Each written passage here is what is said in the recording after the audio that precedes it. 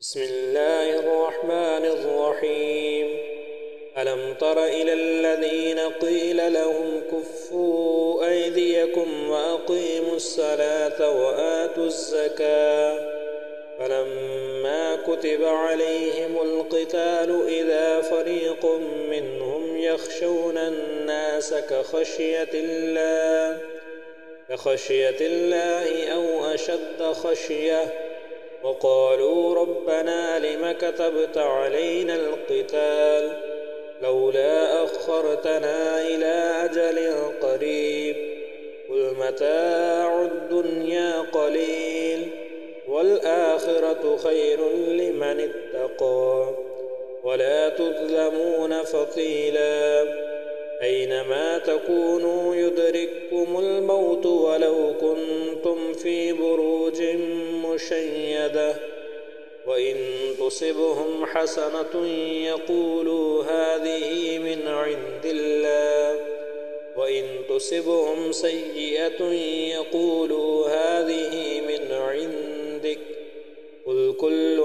من عند الله فما لهؤلاء القوم لا يكادون يفقهون حديثا ما أصابك من حسنة فمن الله وما أصابك من سيئة فمن نفسك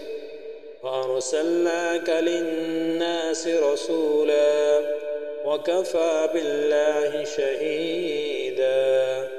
من يطع الرسول فقد أطاع الله ومن تولى فما أرسلناك عليهم حفيظا ويقولون طاعة فإذا برزوا من عندك بيت طائفة منهم غير الذي تقول والله يكتب ما يبيتون فأعرض عنهم وتوكل على الله وكفى بالله وكيلا أفلا يتدبرون القرآن ولو كان من عند غير الله لوجدوا فيه اختلافا كثيرا وإذا جاءهم أمر من الأمن أو الخوف أذاعوا به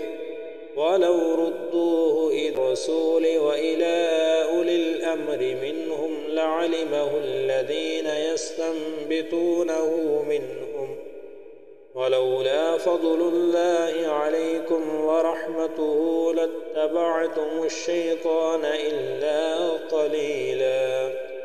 فقاتل في سبيل الله لا تكلف إلا نفسك وحرض المؤمنين